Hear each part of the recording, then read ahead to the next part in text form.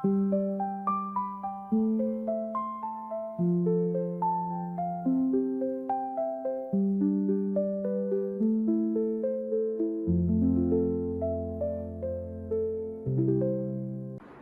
పరిశుద్ధ నామానికి వందనాలు చెల్లిస్తున్నాను. కూడి వచ్చినందుకు కూడా నా హృదయపూర్వక వందనాలు.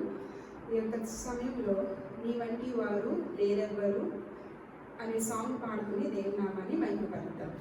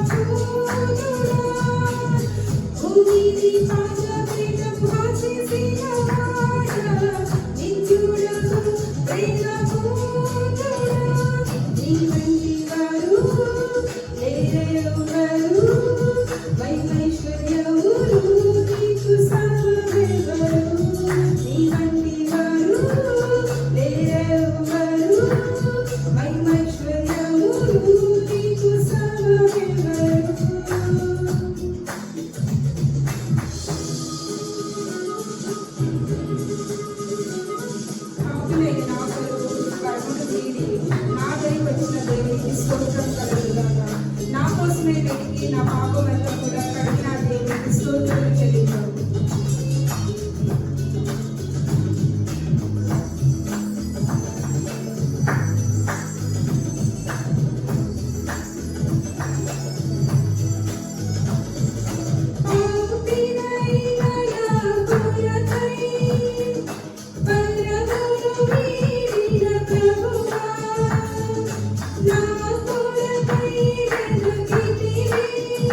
No.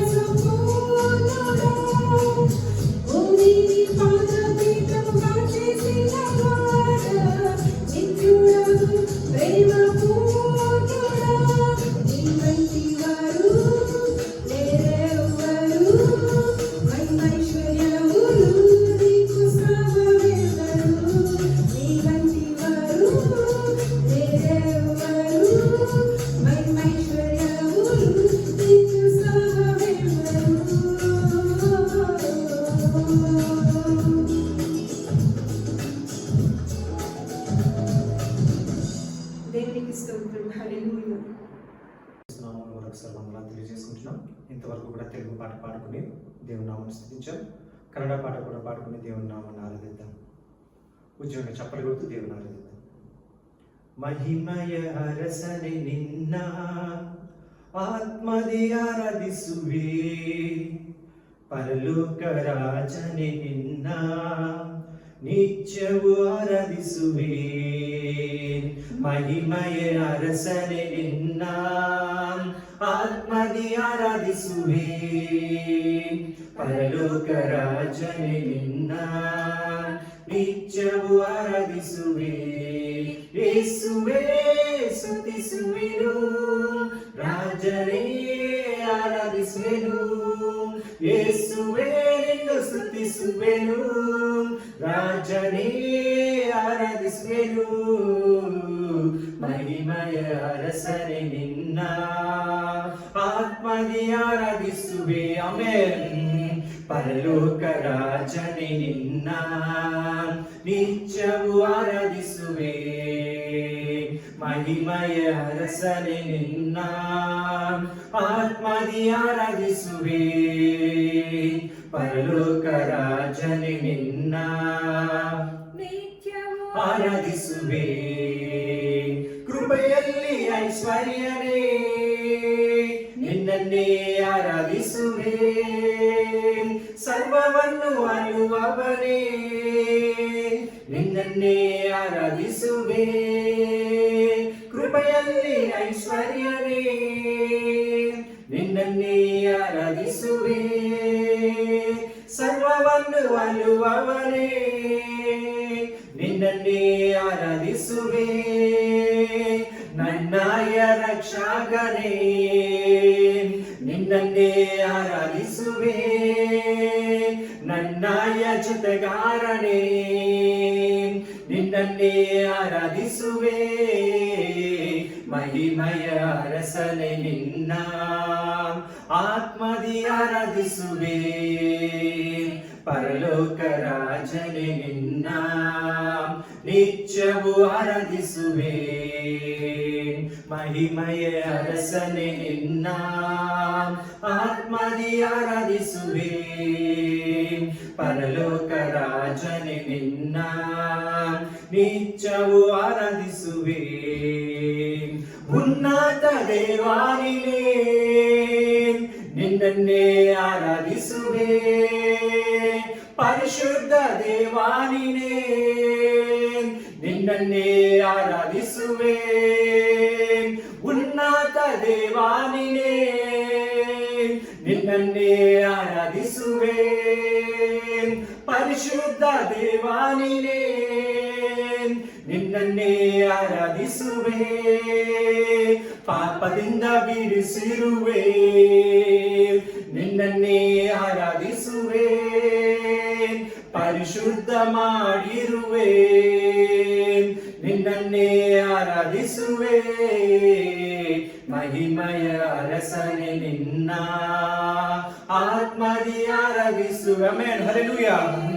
ಪರಲೋಕ ರಾಜನೆ ನಿನ್ನ ನಿತ್ಯವೂ ಆರಾಧಿಸುವೆ, ಮಹಿಮಯ ಅರಸನೆ ನಿನ್ನ ಆತ್ಮದಿ ಆರಾಧಿಸುವೆ, ಪರಲೋಕ ರಾಜನೆ ನಿನ್ನ ನಿತ್ಯವೂ ಆರಾಧಿಸುವೆ.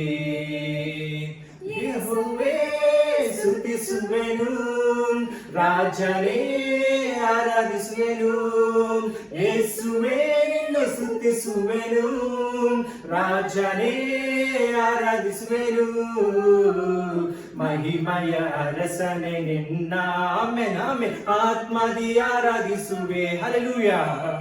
ಪರಲೋಕ ರಾಜನೇ ನಿನ್ನ ನಿತ್ಯವೂ ಆರಾಧಿಸುವೆ, ಮಹಿಮಯ ಅರಸನೆ ನಿನ್ನ ಆತ್ಮದಿ ಆರಾಧಿಸುವೆ, ಪರಲೋಕ ರಾಜನೆ ನಿನ್ನ ನಿತ್ಯವೂ ಆರಾಧಿಸುವೆ, ನಿತ್ಯವೂ ಆರಾಧಿಸುವೆ, ನಿತ್ಯವೂ ಆರಾಧಿಸುವೆ. హల్లెలూయా, హల్లెలూయా. ప్రభువైన యేసుక్రీస్తు నామములో ఈ యొక్క న్యూ లైఫ్ మినిస్ట్రీ ద్వారా మీ అందరికీ కూడా నా శుభాకాంక్షలు తెలియజేస్తున్నాను. ఇప్పటి వరకు పాటల ద్వారా దేవుని మహిమపరిచినాము, స్తుతి ఆరాధన కూడా జరగబడి ఉన్నది. ఇప్పుడు కొద్ది నిమిషాలు దేవుని యొక్క వాక్యాన్ని విందాము. మొదటిగా ఈ యొక్క ఆగస్టు నెలకి ఒక వాగ్దానం ఇవ్వబడి ఉన్నది. ఆ యొక్క వాగ్దానాన్ని ముందు ధ్యానం చేసుకుని దాని తర్వాత ఈ యొక్క దినాన్ని దేవుడు మీతో ఏం మాట్లాడబోతున్నాడో ఆ యొక్క అంశాన్ని ధ్యానం చేసుకుందాం.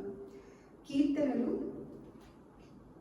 32:8 నీకు ఉపదేశము చేసేదను, నీకు ఉపదేశము చేసేదను, నీవు నడవవలసిన మార్గమును నీకు బోధించెను, నీవు నడవవలసిన మార్గమును నీకు బోధించెదను, నీ మీద దృష్టి ఉంచి నీకు ఆలోచన చెప్పెదను, నీకు ఆలోచన చెప్పెదను. ఈ యొక్క వాక్యాన్ని ప్రతి వారం కూడా మనము జ్ఞాపకం చేసుకోవడం జరుగుతుంది. ఎందుకంటే ఈ యొక్క నెలంతా కూడా ఈ యొక్క వాక్యము మన కొరకై ఏర్పరచబడి ఉన్నది. సో ఇక్కడ మనం చూసినట్లయితే నీకు ఉపదేశము చేసేదను, నీవు నడవవలసిన మార్గములు నీకు బోధించేదను, నీ మీద దృష్టి ఉంచి నీకు ఆలోచన చెప్పేదను. ఎవరు మన మీద దృష్టి ఉంచుతున్నారండి? ఇక్కడ దేవుడు. దేవుని దృష్టి మన మీద ఉంచి, ఎప్పుడైతే దేవుని దృష్టి మన మీద ఉంచబడుతుందో అప్పుడు మనకి ఆలోచన అనేది చెప్పబడుతుంది. దేవునికి స్తోత్రం, హల్లెలూయా. ఈ యొక్క ఆగస్టు నెల వాగ్దానం ప్రకారంగా ఈ యొక్క దినాన్ని మనము ధ్యానం చేసుకోబోయే అంశం ఏంటంటే యెహోవా కనుదృష్టి. ఏంటంటే యెహోవా కనుదృష్టి. ఆ యొక్క వాక్యాన్ని చదువుకుని ఒక చిన్న ప్రార్థన చేసుకుందాము. సామెతల గ్రంథము 15వ అధ్యాయము 3వ వచనం. సామెతల గ్రంథము 15వ అధ్యాయము 3వ వచనం.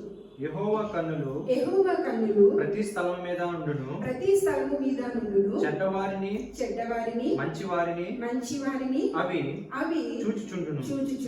ఒకసారి మనందరం కూడా కళ్ళు మూసుకుని ప్రార్థన చేసుకుందాము. ఈ యొక్క చదవబడిన వాక్యం ద్వారా దేవుడు మనతో ఏమి మాట్లాడబోతున్నాడో మనము ఆత్మీయ నేత్రమును తెరవమని, ఆత్మీయ హృదయాన్ని తెరవమని దేవునికి ప్రార్థన చేద్దాం. స్తోత్రము తండ్రి, పరిశుద్ధుడా, నీకు లెక్కలేని స్థుతులు, స్తోత్రములు తండ్రి.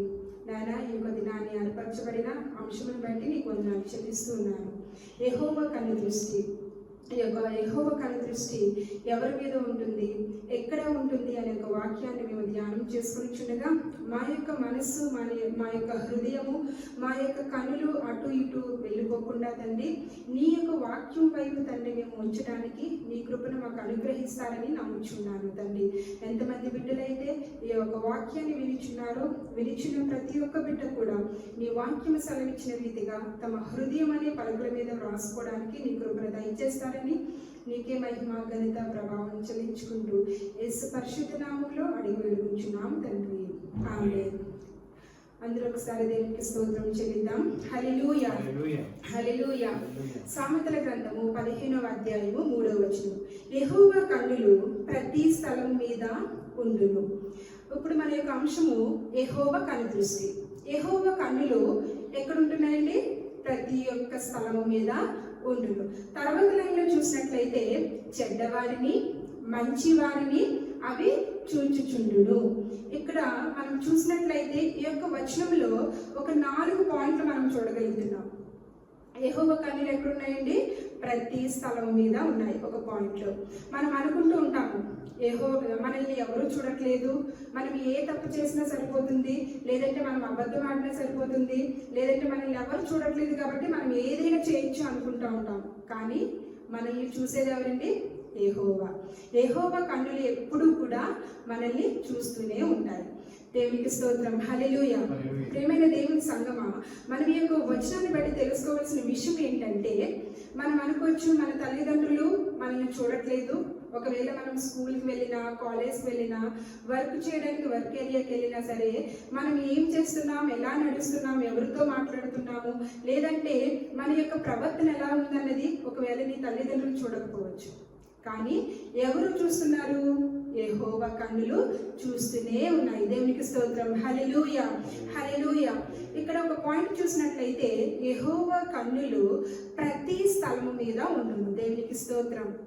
ఇంకొక పాయింట్ చూసినట్లయితే ఒక వచనంలోనే చెప్పబడి ఉన్నది, చెడ్డవారిని చూస్తూ ఉన్నాయి. అంటే కొంతమంది అనుకుంటూ ఉంటారు, నేను పాపం చేస్తున్నాను, అబద్ధం ఆడుతున్నాను, మోసపు పనులు చేస్తున్నాను, నన్ను ఎవరు చూడలే, ఇవన్నీ కూడా రహస్యంగా చేస్తున్నాను, నాకు ఎవరు చూస్తారు, ఎవరు చూసినా ప్రాబ్లం లేదు అనుకుంటాం. కానీ ఇక్కడ వాక్యము సామెతల గ్రంథంలో క్లియర్గా చెప్పబడుతుంది, ఆయన కన్నులు చెడ్డవారిని కూడా చూస్తూ ఉన్నాయి. దేవునికి స్తోత్రం.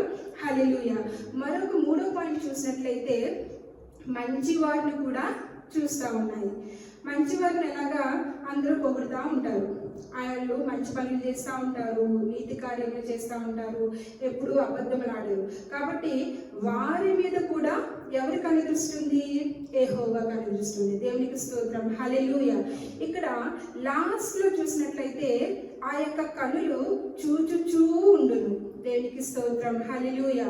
అంటే ఒకవేళ మన తల్లిదండ్రులు నువ్వు గృహంలో ఉన్నంతసేపు మాత్రం నిన్ను చూసుకోగలుగుతారు. ఒకవేళ నువ్వు గృహం నుంచి బయటికి వెళితే తల్లిదండ్రుల కన్నులు నిన్ను చూడగలుగుతాయా? లేదు. కానీ ఇక్కడ వాక్యం చెప్పబడుతుంది, ఆ యెహోవా కన్నులు చూచుచూ ఉండును. అంటే keep watching wherever you are, the eyes of the Lord keep watching. దేవునికి స్తోత్రం. హల్లెలూయా. సో ఈ యొక్క వచనం నుంచి మనం తెలుసుకోవాల్సిన ఏంటంటే 4 పాయింట్స్ మనం తెలుసుకుంటున్నాం. 1, ఆయన కన్నులు ప్రతి స్థలం మీద ఉంటాయి. 2, చెడ్డవారిని చూస్తున్నాయి. 3, మంచి వారిని చూస్తున్నాయి. ఆ యొక్క కన్నులు ఎలా చూస్తున్నాయంటే 4వ పాయింట్, చూచుచూ ఉన్నాయి. దేవునికి స్తోత్రం. హల్లెలూయా, హల్లెలూయా. మరొక వాక్యాన్ని చూద్దాము. సామెతల గ్రంథంలోనే 5వ అధ్యాయము 21వ వచనం. సామెతల గ్రంథము 5వ అధ్యాయము 21వ వచనం. నరుని మార్గములను యెహోవా ఎరుగును, వాని నడతలన్నిటిని ఆయన గుర్తించును. ఇక్కడ చూడండి, నరుని మార్గములు. నరులు అంటే మీరు, నేను. దేవునికి స్తోత్రం. హల్లెలూయా. ఎవరు తెలుసుకుంటున్నారంట నరుని మార్గములు? యెహోవా ఎరుగును. నువ్వు ఏ యొక్క ప్రాంతానికి వెళ్తున్నావు, ఏ చీకటి మార్గంలో వెళ్తున్నావు, చీకటిలో ఏ తప్పు చేస్తున్నావు, ఒకవేళ చీకటిలో నువ్వు ప్రార్థన చేస్తున్నావా, లేదంటే చీకటిలో నువ్వు భయపడుతున్నావా, లేదంటే పాపపు మార్గంలో వెళ్తున్నావా, ఇవన్నీ కూడా ఎవరు ఎరుగుతున్నారు? ఇక్కడ దేవుడు ఎరుగుతున్నారు. దేవునికి స్తోత్రం. హల్లెలూయా. వారు నడిచే ప్రతి నడత కూడా ఆయన గుర్తిస్తున్నాడు. దేవునికి స్తోత్రం. హల్లెలూయా. సో నరుని మార్గములను యెహోవా ఎరుగును, వాని నడతలన్నిటినీ ఆయన గుర్తించును. మనం ఏమి చేసినా, ఎటు మన పాదాలు పరిగెట్టినా సరే యెహోవా దేవునికి తెలుస్తూ ఉన్నాయి. దేవునికి స్తోత్రం. హల్లెలూయా, హల్లెలూయా. ఇంకొక వచనం చదువుకుందాము. 1 పేతురు 3వ అధ్యాయము 12వ వచనం. 1 పేతురు 3వ అధ్యాయము 12వ వచనం. ప్రభు కన్నులు నీతిమంతుల మీదను ఆయన చెవులు వారి ప్రార్థనల వైపునను ఉన్నవి కానీ. ఇక్కడ కాపుదామండి. ఇక్కడ దేవుని వాక్యం ఏం సెలవిస్తుందంటే ప్రభువు కన్నులు నీతిమంతుల మీదను ఆయన చెవులు వారి ప్రార్థనల వైపునను ఉన్నవి. అంటే ఇక్కడ దేవుని వాక్యం సెలవిచ్చింది కదా, సామెతల గ్రంథము 15వ అధ్యాయం 3వ వచనంలో ఆయన కన్నులు ప్రతి స్థలం మీద ఉన్నాయి, చెడ్డవారి మీదను మంచివారి మీద కూడా ఉన్నాయని తెలుసుకున్నాం. కానీ ఇక్కడ 1 పేతురులో పత్రికలో 3వ అధ్యాయం 12వ వచనంలో ఏం చెప్పబడుతుందంటే ప్రభు కన్నులు నీతిమంతుల మీదను ఉన్నవి అని చెప్పబడి ఉన్నది.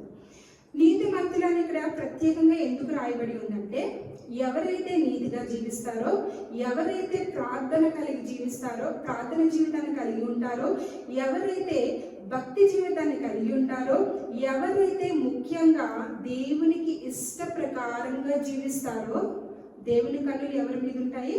ఆ యొక్క బిడ్డల మీద ఉంటాయి. దేవునికి స్తోత్రం, హల్లెలూయా. ఒక్కసారి నువ్వు క్వశ్చన్ వేసుకుందాం. నేను దేవునికి ఇష్టంగా జీవిస్తున్నానా, లేదంటే దేవునికి నచ్చిన జీవితాన్ని నేను కలిగి ఉన్నానా, లేదంటే దేవుడు ఈ పాపమనే లోకంలో ఉన్నాను కాబట్టి లోకానికి దగ్గరగా ఉన్నానా, లేదంటే దేవునికి దగ్గరగా ఉన్నానా, దేవుని మాట నేను వింటున్నానా అనే ఒక ప్రశ్న మనం వేసుకుందాం. ఎప్పుడైతే మనల్ని మనం ప్రశ్న వేసుకుంటూ ఉంటామో మనకు ఒక సమాధానం అనేది కలుగుతుంది. దేవునికి స్తోత్రం, hallelujah. Every time we should ask a question yourself, then only we will get a solution for that question. So ఎప్పుడైతే నువ్వు క్వశ్చన్ వేసుకుంటావో ఇక్కడ వాక్యం చెప్పబడిన రీతిగా ప్రభువు కన్నులు నీతిమంతుల మీదను, తర్వాత ఆయన కన్నులు నీతిమంతుల మీద ఉండడమే కాకుండా ఆయన చెవులు వారి ప్రార్థనల వైపు ఉన్నవి. దేవునికి స్తోత్రం, హల్లెలూయా. ఎప్పుడైతే నువ్వు నీతిగా జీవించి, ఎప్పుడైతే విశ్వాసముగా జీవించి, ఎప్పుడైతే దేవునికి ఇష్ట ప్రకారంగా జీవిస్తావో ఆయన చెవులు నీ ప్రార్థన వైపుకి వస్తాయి. దేవునికి స్తోత్రం, హల్లెలూయా. చాలాసార్లు అనుకుంటూ ఉంటాము, ఎన్నోసార్లు ప్రార్థన చేస్తున్నాము, ప్రార్థనకి ప్రతిఫలం రావట్లేదు ఏంటయ్యా, ఏంటి నాకు సమాధానం దొరకట్లేదు ఏంటని క్వశ్చన్ వేస్తూ ఉంటావు. కానీ నువ్వు నీతిగా జీవించావా, లేదంటే విశ్వాసంగా ప్రార్థన చేస్తున్నావా? అందుకే దేవుని వాక్యం చెప్తుంది కదా, ఆవగించంత విశ్వాసం చూడు అని. దేవునికి స్తోత్రం, హల్లెలూయా. సో ఎప్పుడైతే నువ్వు విశ్వాసం కలిగి నీతిగా దేవునికి ఇష్ట ప్రకారముగా జీవిస్తావో నువ్వు ప్రార్థన చేసేటప్పుడు ఆయన చెవులు కంప్లీట్గా నీ ప్రార్థన వైపు ఉంటాయి. దేవునికి స్తోత్రం, హల్లెలూయా, హల్లెలూయా. ఇక్కడ చూసినట్లయితే మనల్ని క్వశ్చన్ వేసుకుని ఒకవేళ ఇప్పటి వరకు నువ్వు చేసిన ప్రార్థనకి సమాధానం రాకపోతే ఒక్కసారి నువ్వు క్వశ్చన్ వేసుకుని, యేసయ్యా ఒకవేళ నీకు ఇష్టమైన జీవితాన్ని నేను జీవించట్లేదేమో, ఒకవేళ నేను మోసకరమైన ఈ యొక్క పాపపు ఊబిలో పడిపోయానేమో, నన్ను లేవనెత్తయ్యా, నీ యొక్క చెవులు నా ప్రార్థనకి ఇవ్వయ్యా అని ప్రార్థన చేద్దాం. అలాగే ఈ యొక్క వాక్యంలో నెక్స్ట్ లైన్ చూసినట్లయితే ఆయన చెవులు వారి ప్రార్థన వైపున ఉన్నవి గాని ప్రభువు ముఖము కీడు చేయు వారికి విరోధముగా ఉన్నది. ఆయన ముఖము ఎవరికి విరోధముగా ఉందంటండి? కీడు చేయు వారికి విరోధముగా ఉంది. స్తోత్రం, దేవునికి స్తోత్రం, హల్లెలూయా. ఇక్కడ ఈ యొక్క వచనం ప్రకారము నేను తీసుకున్న అంశం ప్రకారము యెహోవా కనుదృష్టి అనే యొక్క అంశం ప్రకారము నేను బైబిల్ గ్రంథం నుంచి ఒక 2 వ్యక్తులు మీకు పరిచయం చేయాలని ఆశపడుతున్నాను. ఆ యొక్క 2 వ్యక్తుల్లో ఏ వ్యక్తికి దేవుని కనుదృష్టి ఆయన మీద ఉంది? ఎందుకంటే సామెతల గ్రంథము 5వ అధ్యాయం 15వ అధ్యాయం 3వ వచనం ప్రకారము మంచివారి మీదను చెడ్డవారి మీదను ఆయన కనుదృష్టి ఉందని నేర్చుకున్నాం. సో ఈ యొక్క బైబిల్ గ్రంథం నుంచి తీసుకున్న ఈ యొక్క 2 క్యారెక్టర్స్ వారిద్దరి మీద కూడా యెహోవా కనుదృష్టి ఉంది. కానీ వారు పొందిన ప్రతిఫలాలు, వారు పొందిన జీతము ఎలా ఉంది అనేది చూద్దాం ఒకసారి. మనము మొదటి వ్యక్తిగా ఒక మంచి వారి మీద ఉన్నది దేవుని కనుదృష్టి నేర్చుకున్నాం కాబట్టి ఆ యొక్క మంచి వారి యొక్క లిస్టులో దానియేలు యొక్క లక్షణాలు తెలుసుకుందాం. దేవునికి స్తోత్రం, హల్లెలూయా. మనందరికీ తెలుసు కదండి, చాలాసార్లు బైబిల్ మనం చదువుతూ ఉంటాము. ఆ యొక్క చదివినప్పుడు దానియేలు అనే వ్యక్తిని మనము చదివే ఉంటాం. ఆ యొక్క దానియేలు గురించి, దానియేలు యొక్క లక్షణాల గురించి తెలుసుకున్నట్లయితే మనకి మొట్టమొదట గుర్తొచ్చేది ఏంటంటే ప్రార్థన.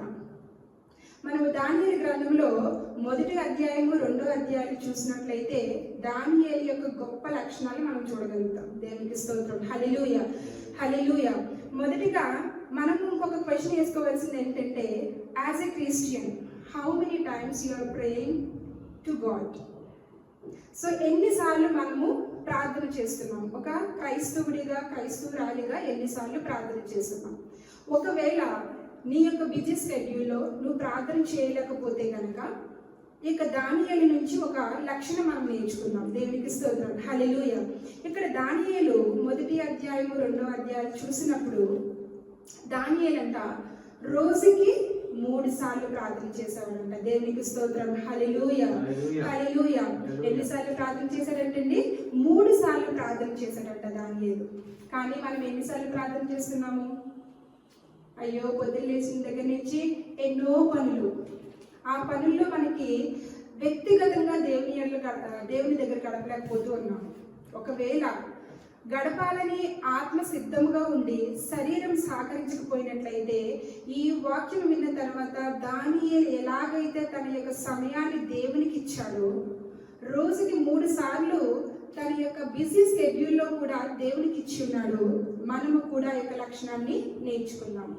దేవుని కనుదృష్టి మంచివారి మీద, చెడ్డవారి మీద ఉంది కాబట్టి ఇక్కడ మంచివాడైన దానియేలు 3 సార్లు ప్రార్థన చేసినప్పుడు దానియేలుకి ఏ సమయంలో సహాయం కావాలంటే దేవుడు ఆ సహాయం చేస్తున్నాడు. దేవునికి స్తోత్రం. హల్లెలూయా.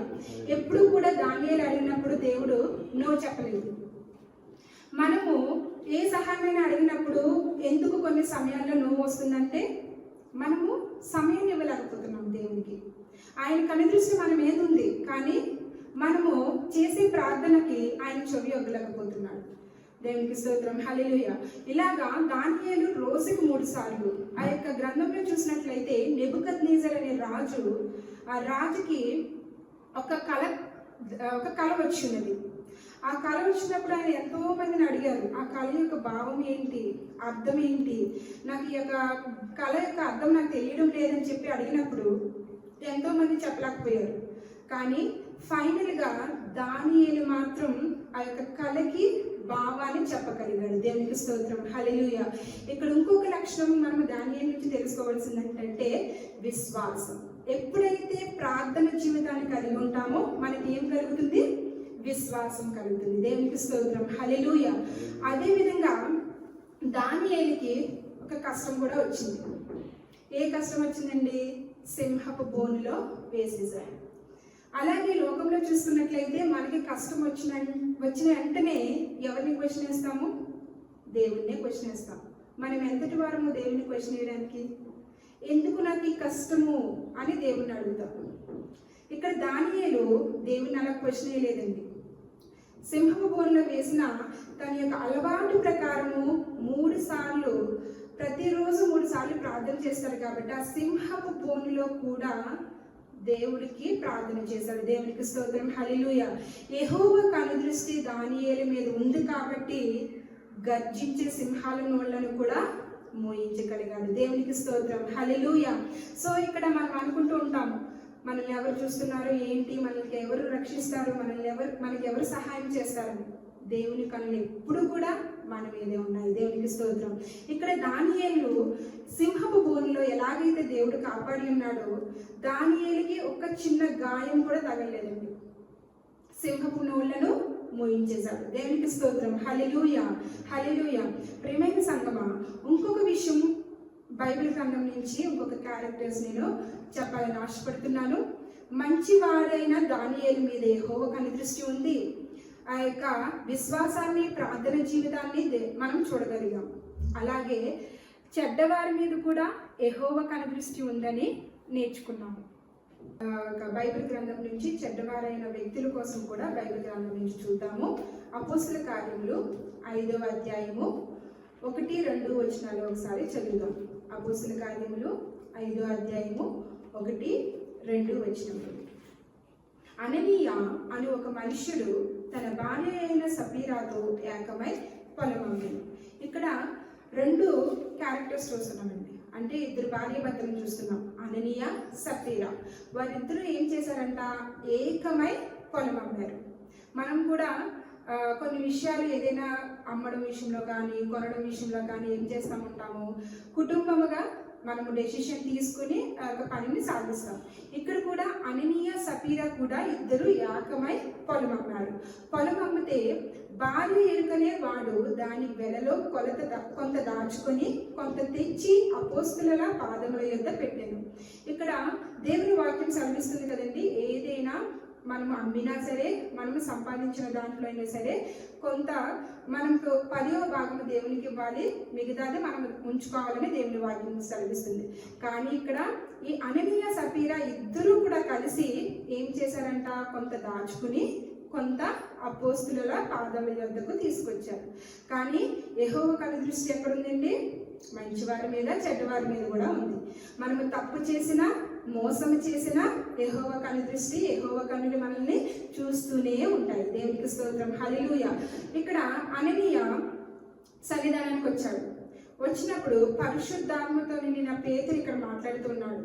అననీయ, నువ్వు పొలం అమ్మావు కదా, ఇంతకైనా అమ్ముతా, ఇంతైనా తీసుకుంటా అని చెప్పి అడిగినప్పుడు అననీయ ఏ మాత్రము భయపడకుండా ఎంత బాగా అబద్ధం చెప్తున్నాడు ఇక్కడ, ఇంతకే అని చెప్పేసి అంటున్నాడు. కానీ అక్కడ ఎవరిని మోసం చేస్తున్నాడు? పేతుర్ని మోసం చేస్తున్నాడండి అక్కడ కాదు, పరిశుద్ధాత్ముడిని మోసం చేస్తున్నాడు. దేవునికి స్తోత్రం, హల్లెలూయా.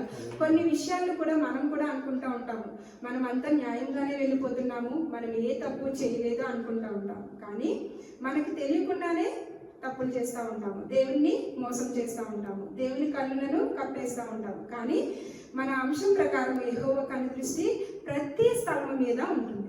ఇక్కడ అననీయ చెప్పగానే అక్కడ పేతురు ఒకటే అన్నాడు, నువ్వు ఇంతే అని చెప్తున్నావు, నువ్వు నిల్చున్న ప్లేస్లోనే చనిపోతావు అని అనగానే ఏం చేశాడు? అక్కడ అననీయ చనిపోయాడు. అప్పుడు అక్కడ ఉన్న సంఘంలో ఉన్నవారు కొంతమంది పాత పెట్టడానికి తీసుకెళ్లారు. కొంత సమయం గ్యాప్లో, అంటే ఇంచుమించు 3 గంటల తర్వాత ఎవరు వచ్చారంట? తన భార్య అయిన సపీరా వచ్చింది. సపీరా వచ్చి కనీసం ఆమెను సరే నిజం చెప్పుకుంటే సరిపోయి ఉండేదేమో, కానీ వారిద్దరూ ఏకమై పొలం అమ్మారు. అంటే కొన్ని విషయాల్లో కొంతమంది ఎలా ఉంటారంటే, కరెక్ట్ చేసినా ఏకముగా చేస్తారు, తప్పు చేసినా ఏకంగా చేస్తారు. ఇక్కడ తప్పు చేస్తున్నామని వాళ్ళకి తెలిసినా సరే అక్కడ ఇద్దరు కూడా కలిసి చేశారు. సపీరా కూడా వచ్చింది. సపీరా కూడా వచ్చి అక్కడ పేతురు మళ్ళీ అడుగుతున్నాడు 8వ వచనంలో. అప్పుడు పేతురు, మీరు ఆ భూమిని ఇంతకే అమ్మితిరా, నాతో చెప్పమని ఆమెను అడిగాను. అందుకు ఆమె, అవును ఇంతకే అని చెప్పాను. ఈవెన్ సపీరా కూడా ఏం చేసింది? పేతురు అడిగిన వెంటనే అవును ఇంతకే అమ్మావు అని చెప్పింది. ఇంకా తన భర్త అయిన అననీయాన్ని పాత పెట్టిన వారు ఇంకా రాలేదు, కానీ ఆమె కూడా అబద్ధం చెప్పింది. అక్కడ ఆమె నిల్చున్న ప్లేస్లోనే మళ్ళీ ఏం చేయబడింది? ఆమె చనిపోయింది. ఇలా దేవుని కనుదృష్టి నీతిమంతుల మీదే కాదండి, తప్పు చేసేవారి మీద, పాపం చేసేవారి మీద, మోసం చేసేవారి మీద, అబద్ధం ఆడేవారి మీద కూడా దేవుని కనుదృష్టి ఉంటుంది. దేవునికి స్తోత్రం, హల్లెలూయా. ఇక్కడ అలాగే సపీరా చనిపోయినప్పుడు తన భర్తను పాత పెట్టిన వారు మళ్ళీ కూడా ఆమెను కూడా తీసుకుని మోసుకుని వెళ్ళిపోయారు. ఇక్కడ యెహోవా కనుదృష్టి మనము చదువుకున్న వాక్య ప్రకారము సామెతల గ్రంథము 5వ అధ్యాయము 13వ వచనంలో 15వ అధ్యాయం 3వ వచనంలో చదువుకున్న ప్రకారము యెహోవా కన్నులు ప్రతి స్థలం మీద ఉండును, చెడ్డవారిని మంచివారిని అవి చూచుచుండును. మంచివాడైన దానియేలు మీద కూడా యెహోవా కనుదృష్టి ఉంది. అలాగే అబద్ధం ఆడి దేవుని పరిశుద్ధాత్మను మోసం చేసిన అననీయ సపీరాల మీద కూడా యెహోవా కనుదృష్టి ఉంది. అలా చూసుకున్నట్లయితే బైబిల్ గ్రంథంలో ఉన్న ఈ ప్రవక్తల మీద, ఈ యొక్క దేవుని భక్తుల మీద ఉన్నట్లుగా నీ మీద నా మీద కూడా యెహోవా కనుదృష్టి ఉంటుంది. ఇప్పుడు మనకి మనం అడగవలసిన క్వశ్చన్ ఏంటంటే, దేవా ఇప్పుడు వరకు నేను ఎన్నో పాపం పనులు చేస్తున్నట్లయితే నీ కనుదృష్టి నా మీద ఉన్నప్పుడు నేను చేసిన ప్రార్థనకు అందుకే తండ్రి నాకు ఆన్సర్స్ రావట్లేదు. ఇక్కడ మనం 1 పేతురు 3వ అధ్యాయం 12వ వచనంలో చదువుకున్నాం కదండి. ఏం చదువుకున్నాం అక్కడ? 1 పేతురు 3వ అధ్యాయము 12వ వచనంలో ప్రభు కన్నులు నీతిమంతుల మీదను ఆయన చెవులు వారి ప్రార్థన వైపున ఉన్నవి గాని ప్రభు ముఖము కీడు చేయు వారికి విరోధముగా ఉన్నది. ఇక్కడ చూడండి, ప్రభు ముఖము కీడు చేయు వారికి విరోధముగా ఉన్నది. అంటే ఇక్కడ అననీయ సపీరా దేవునికి విరోధంగా చేసి ఉన్నారు. కొంత దాచుకుని కొంత తీసుకుని వచ్చారు. దేవునికి విరోధంగా ఉంది కాబట్టి ఆయన ఏం చేశాడు? కీడు చేశారు, దేవునికి విరోధంగా చేశారు కాబట్టి దేవుడు కూడా వారికి విరోధం అయిపోయాడు. దేవునికి స్తోత్రం, హల్లెలూయా. సో ఈ వాక్యం ప్రకారం మనం అర్థం చేసుకోవాల్సింది ఏంటంటే, యెహోవా కన్ను దృష్టి నీవు ఉన్న చోటే కాదు, ప్రతి చోట ప్రతి స్థలమందు కూడా యెహోవా కన్ను దృష్టి ఉంటుంది. అలాగే దానియేలు మీద ఉంది, అననీయ సపీరా మీద ఉంది. అలాగే ఈ వాక్యం ప్రకారంగా మన అందరి మీద కూడా దేవుడి కన్ను దృష్టి ఉంది. ఇప్పుడు చూసినట్లయితే వైరల్ ఫీవర్స్ అనేవి చాలా మందికి వస్తూ ఉన్నాయి. దేవుడి కన్ను దృష్టి అందరి మీద ఉంది. నీవు నీతిమంతులుగా ఉండి నీతిగా ఉండి దేవునికి ఇష్టానుసారంగా జీవించినట్లయితే వైరల్ ఫీవర్స్ ఏమీ చేయలేవు. దేవునికి స్తోత్రం, హల్లెలూయా. అదేవిధంగా అయ్యో నాకు ఈ ఫీవర్ వచ్చింది, వైరల్ ఫీవర్ వచ్చింది, ఏ మందులు వేసుకోవాలి, ఏ డాక్టర్ని కన్సల్ట్ చేయాలి, ఏ హాస్పిటల్కి వెళ్ళాలని నువ్వు ఆలోచిస్తూ ఉంటే దేవుని కనుదృష్టి నీ మీద ఉన్నా సరే నీకు స్వస్థత అనేది కలగదు. హల్లెలూయా. సో యెహోవా కనుదృష్టి ప్రతి స్థలము మీద ఉంది. చెడ్డవారిని మంచివారిని అవి చూచుచున్నవి. సో ఈ వాక్య ప్రకారం కూడా మనల్ని ప్రశ్న చేసుకుందాం. దేవా, నీ కన్నులు నా మీద ఉన్నాయి, నేను పాపిని. ఇప్పటి వరకు ఒకవేళ నీకు ఇష్టమైన జీవితాన్ని నేను జీవించలేకపోతే, ఒకవేళ అననీయ సపీరా లాగా నేను అబద్ధం ఆడుతున్నట్లయితే, అననీయ సపీరా లాగా నేను ఆలోచనలు తప్పుగా చేసుకున్నట్లయితే నన్ను క్షమించు తండ్రి. నీ కనుదృష్టి నా మీద ఉంది కాబట్టి నేను ప్రార్థన చేసినప్పుడు నా ప్రార్థనకి నీ చెవినివ్వయ్యా అని ప్రార్థన చేద్దాం. ఒకవేళ నువ్వు దానియేలులాగా మంచి ప్రవర్తన కలిగి మంచి ప్రార్థన జీవితాన్ని కలిగి భక్తి జీవితాన్ని కలిగినట్లయితే దేవుడు నీ ప్రార్థనకి చెవి ఎగుతున్నాడు. ఇంకా నా భక్తిని పెంచయ్యా అని చెప్పి ప్రార్థన చేద్దాం. అందరూ కూడా కళ్ళు మూసుకుని ఈ యొక్క వాక్యాన్ని విన్న వాక్యాన్ని ధ్యానం చేసుకుంటూ మనము కళ్ళు మూసుకుని ప్రార్థనలో గడుపుతూ ఉన్నాం. ఇంతవరకు కూడా వాక్యం చక్కగా వివరించిన వర్షం గారి బట్టి దేవుని వందనాలు చేసుకుంటూ, సో మన ఎప్పుడు కూడా దేవుని దృష్టి మన మీద ఉంటుందని జ్ఞాపకం చేసుకోవాలి. సో మనకి అపోస్తలుడైన పౌలు గారు హెబ్రీయులకు రాసిన పత్రికలో 4వ అధ్యాయం 13వ వచనంలో ఒక మంచి మాట చెప్తున్నారు దేవుని గురించి. ఆయన దృష్టికి కనబడని సృష్టం ఏదీ లేదు, మనం ఎవరికి లెక్క చెప్పవలసి ఉన్నదో ఆ దేవుని కనులకు సమస్తమును మరుగు లేక తేటగా ఉన్నవి. ప్రియమైన సహోదరి సహోదరులారా, మనమందరం కూడా దేవునికి లెక్క చెప్పే వారిగా ఉన్నాము. ఆ లెక్క చెప్పే వారిగా ఉన్నప్పుడు మనం ఏది చిన్నది చేసినా సరే ఆయన దృష్టికి చాలా స్పష్టంగా కనబడుతుందండి. సో అందువలన మనం భయభక్తులతో ఈ లోకంలో ఉన్నంత వరకు కూడా దేవునికి విశ్వాసంగా నమ్మకంగా జీవిద్దాం. సో అనేక మంది ప్రార్థన అవసరాలు కూడా కోరుకుంటూ ఉన్నారు. సో వారిని బట్టి మనం ప్రార్థన చేయవలసిన బాధ్యత మనకు ఎక్కువగా ఉంది. సో మనమందరం కూడా కొద్ది నిమిషాలు ప్రార్థన చేసుకుందాం. ప్రార్థన చేసుకుని ఈ వాక్యాన్ని మన భాగంలో ముగించుకుందాం. ప్రార్థన. మహాగణుడు మహోన్నతుడ సర్వాధికారి నీకు వందనాలు తండ్రి ప్రభువా. ఎంతవరకునైనా నీ పరిశుద్ధ వాక్యం ద్వారా మాతో మాట్లాడినందుకు నీకు వందనాలు తండ్రి. నీ దృష్టి మా మీద ఉంచినందుకు నీకు వందనాలు తండ్రి ప్రభువా. నీవు రాకడ వచ్చినంత వరకు కూడా నీ అందు భయభక్తులతో నీతిమంతులుగా జీవించడానికి మాకు సహాయం చేయమని అడుగుచున్నాం. ఎందుకంటే తండ్రి ప్రభువా, నాయన నీ కనుదృష్టి నాయన తండ్రి మంచివారి మీదను చెడవారి మీద కూడా ఉంటుంది తండ్రి ప్రభువా. దానియేలు గారికి నువ్వు ఏ విధంగా సహాయం చేస్తున్నావో, ఆయన ఏ విధంగా నువ్వు కాపాడినావో, ఆ సింహపు గోనులో నుండి నువ్వు ఏ విధంగా కాపాడావో మేము విన్నాము. అదేవిధంగా నైనా అననీయ సభ్యులను వారు చేసిన తప్పు ద్వారా వారు ఏ శిక్ష పొందుకున్నారో మేము తెలుసుకున్నాము. నాయన తండ్రి, మేము నీ కొరకు జీవించి నీతిమంతులుగా జీవించడానికి మాకు సహాయం చేయ తండ్రి ప్రభువా. నాయన మీ కను దృష్టి ఎప్పుడు కూడా మా మీద ఉంచి మమ్మల్ని సరైన మార్గంలో సరైన త్రోవలో మమ్మల్ని నడిపించడానికి నీ జ్ఞానము మాకు దయచేయమని అడుగుతున్నాం తండ్రి. అదేవిధంగా ఆయన ప్రార్థన అవసరాల కొరకే ప్రార్థన చేస్తున్నాం తండ్రి ప్రభా. అనేక మంది ప్రార్థన అవసరాల కొరకే ప్రార్థన చేయమని కోరుకుంటున్నారు. నేను ఈ న్యూ లైఫ్ మినిస్ట్రీ ద్వారా నేను ప్రతి ఒక్క ప్రార్థన అవసరతను నీ పాద సన్నిధిలో మేము మొరపెట్టుచున్నాం తండ్రి. మా మొరను ఆలకించి ప్రార్థన ప్రతిఫలం దయచేయమని అడుగుతున్నాం తండ్రి ప్రభా. నాయన తండ్రి, అనేక మంది గర్భఫలం కొరకే ఎదురు చూస్తున్నారు. వారి గర్భఫలాన్ని నువ్వు ముట్టి దీవించి ఆశీర్వదించమని అడుగుతున్నాం తండ్రి ప్రభా.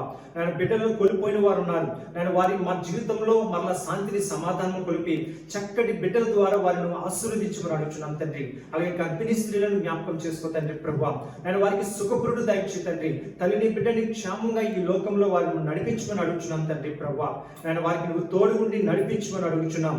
అదేవిధంగా నాయన తండ్రి ప్రభా, కుటుంబంలో ఎవరైతే శాంతి సమాధానం లేక ఉన్నారో వారి కొరకు కూడా ప్రార్థన చేస్తున్నాము. నేను వారి కుటుంబంలో నెమ్మదిని దయచేయి తండ్రి ప్రభా. ఏ సమస్యలతో ఉన్నారో వారి సమస్యల నుండి ఇప్పుడే వారికి విడుదల దయచేయి తండ్రి.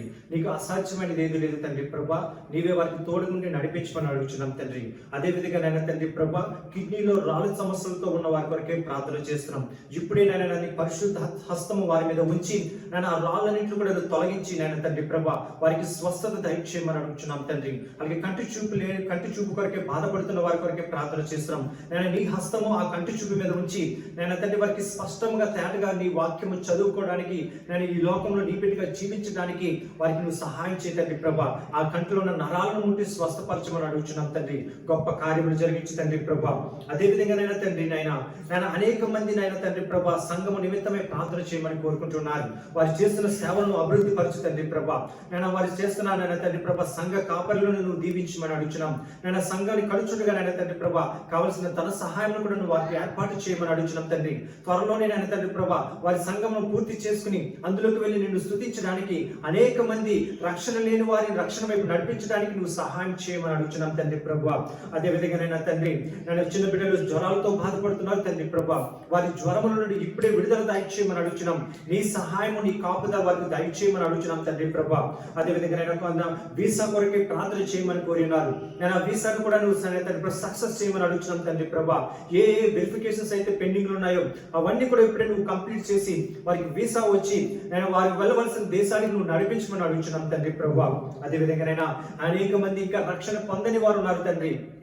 కుటుంబంలో భార్య రక్షణ పొందితే భర్త రక్షణ పొందని వారు ఉన్నారు. భర్త రక్షణ పొందితే భార్య రక్షణ పొందలేని వారు ఉన్నారు. అలాగే భార్య భర్తలు రక్షణ పొందితే పిల్లలు రక్షణ పొందలేని వారు ఉన్నారు. వారితో ఇప్పుడే నువ్వు మాట్లాడమని అడుగుతున్నాం తండ్రి. నేను ఒక్క ఆత్మ నశించుకోవడం నీకు ఇష్టం లేదు తండ్రి ప్రభా. వారికి నువ్వు తోడుగా ఉండి నడిపించు తండ్రి. ప్రతి ఒక్కరు కూడా రక్షణ పొందుకుని కుటుంబముగా నిన్ను స్తుతించడానికి, ఆరాధించడానికి సహాయం దయచేయి తండ్రి ప్రభా.